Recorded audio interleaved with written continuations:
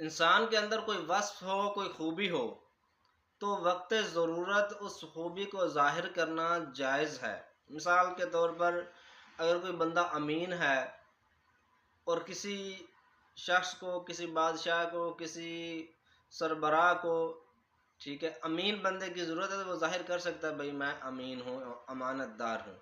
کوئی علم والا ہے تو وہ بھی کہہ سکتا ہے کہ بھائی میں علم والا ہوں، یہ جائز ہے، ٹھیک ہے۔ لیکن کسی کو دھوکہ دینا، ٹھیک ہے، اور دوسرا اپنے گناہ ظاہر کرنا یہ جائز نہیں۔ یہ یاد رکھیں، اپنا گناہ ظاہر کرنا یہ جائز نہیں، اپنا گناہ چھپانا یہ جائز ہے، اپنا گناہ چھپانا چاہیے۔ لوگ کیا کرتے ہیں، لوگ اس طرح کرتے ہیں کہ کہتے ہیں کہ ہم تو یار بڑے گناہ گار ہیں، ٹھیک ہے، ہم تو فلاں ہیں فلاں ہیں۔ ایسا نہیں کرنا چاہیے۔ جب اللہ تبارک و تعالی نے پردے رکھے ہیں تو اپنے گناہ کو چھپانا چاہیے، ٹھیک ہے۔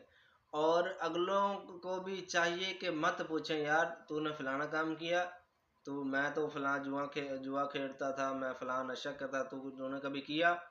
ایسے سوال بھی نہیں کرنے چاہیے۔ گناہ کو چھپا رہنا چاہیے۔ نیکی اگر ظاہر کرے تو یہ جائز ہے۔ اگر کوئی انسان نے نیکی کی ہے، اچھی ہے، تو ضرورت بھی ہے، بلکہ چاہیے یہ کہ نیکیاں بھی چھپائے، راز رکھے۔ اور اگر ضرورت ہے تو بندہ کہہ بھی سکتا ہے، وہ بتانا اپنا وصف باوقت ضرورت بتانا جائز ہے۔ لیکن غیبت کرنا، کسی کو دھوکہ دینا اور اپنے عیب ظاہر کرنا، اپنا گناہ ظاہر کرنا یہ گناہ ہے۔